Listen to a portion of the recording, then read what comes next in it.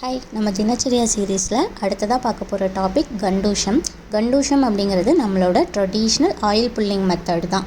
So இதில் நம்ம ஸ்பெசிஃபிக்காக என்ன பண்ணுவோன்னா, வாய் கொப்பளிக்கிற மாதிரி பண்ணாமல் வாய் ஃபுல்லாக ஆயில் ஃபில் பண்ணிவிட்டு ஒரு 5 மினிட்ஸ் அப்படியே நம்ம வச்சுருந்துட்டு அதை ஸ்பிட் பண்ணுவோம். ஸ்பிட் பண்ணி முடிச்சுட்டு ஒரு கிளாஸ் வார்ம் வாட்டர் வச்சு வாய் கொப்பளிச்சிக்கலாம். ஸோ இதுக்கு கண்டிஷன் பொறுத்து ஆயில்ஸ், கீ, ஸ்பெஷல் எண்ணெய்கள் அந்த மாதிரிலாம் நம்ம யூஸ் பண்ணுவோம்.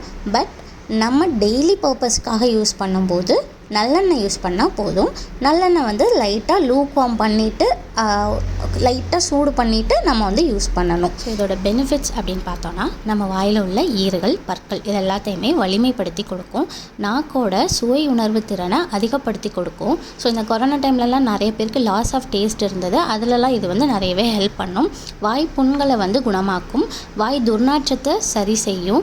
சுகர் பேஷண்ட்ஸ்க்கெலாம் நிறைய தாகம் எடுத்துக்கிட்டே இருக்கும். அவங்களுக்கு இதை சரி பண்ணுறதுக்கு ஹெல்ப் பண்ணும். வாயில் வர எரிச்சல் உணர்வையும் இது நீக்கும்.